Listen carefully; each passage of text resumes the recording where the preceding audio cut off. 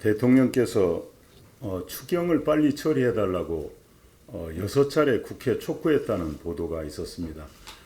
저희들 대통령 말씀을 직접 듣지 못했습니다. 언론을 통해서 촉구의 말씀을 들었습니다. 답답한 마음입니다. 추경이 그렇게 시급한 사항이면 대통령이 결정에 따라서 쓸 수 있는 예비비, 국가 예비비를 선집행하는 것도 좋은 방법일 텐데 대통령의 이런 6차례 촉구는 여론몰이성이 아닌가 하는 생각이 듭니다. 대통령께서 또 최근에 국가 채무 40%가 그게 소위 근거가 뭐냐, 재정 건전성 근거가 뭐냐라고 말을 바꿨다고 합니다. 이제 우리도 적극 재정을 펼 여력이 있다 이렇게 해서 본인이 당대표 시절에 했던 이야기를 뒤집는 적극 재정의 필요성을 이야기했다고 합니다. 왜 이렇게 추경을 서두르고 그 다음에 국가 채무의 기준성을 넘어서서 적극 재정을 펼치려고 하는가 생각해 보면 저희들은 다 그 뒤에는 내년 총선 준비가 있다고 하는 의구심을 갖게 됩니다. 요즘 보도를 봐도 또 그런데 확증이 가게 됩니다.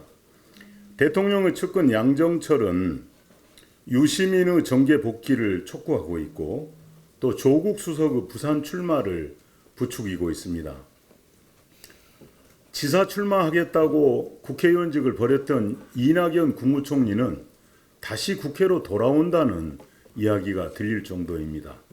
본인이 국회의원직을 사직해서 보궐선거가 생겼던 일을 우리는 기억하고 있습니다.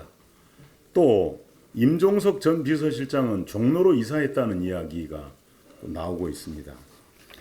최근에는 청와대에서 근무했던 수석 비서관과 비서관 15명 정도가 내년 총선 출마를 위해서 지역 활동을 하고 있다고 나오고 있고 심지어는 행정관도 한 7명이 총선을 준비하기 위해서 사표를 냈다고 합니다.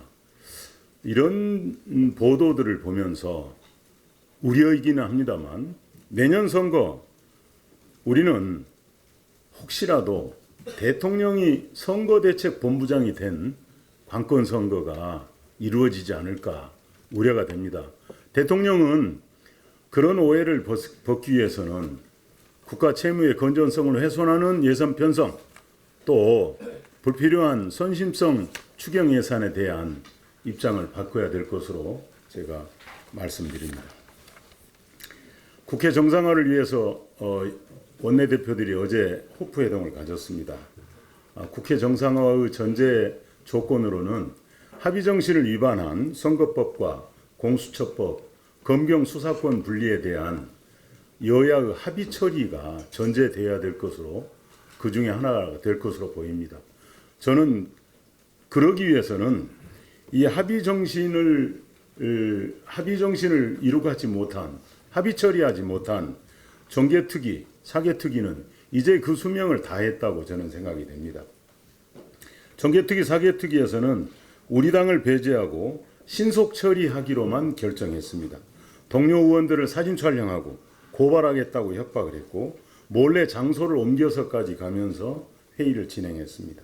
위원장의 리더십으로 이제 정말 여야가 같이 합의할 수 있는 선거법 처리 또 공수처법 처리는 이 정계특위, 사개특위에서는 할 수 없다. 이미 신뢰를 잃었다.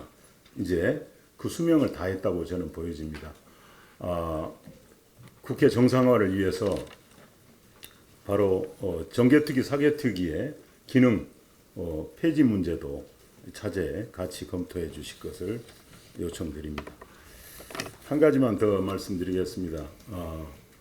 언론 보도에 의하면 박선원 국가정보원 특보가 국방부 차관 후임으로 거론된다는 보도가 있었습니다.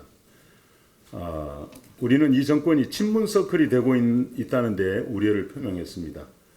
역량과 노후가 있는 관료가 배제되고 대통령의 친위 세력이 정부를 장악하게 됩니다. 박선원 특보 운동권 인사입니다.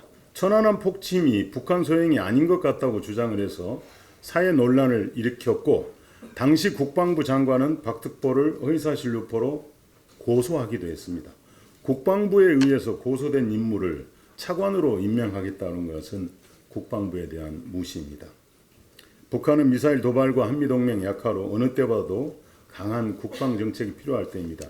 대통령이 한미 군 지휘부를 청와대에 초청했습니다. 말로는 한미동맹을 강조하고 또 코드 인사를 한다고 한다면 이것은 앞뒤가 안 맞는 것이라는 말씀드립니다.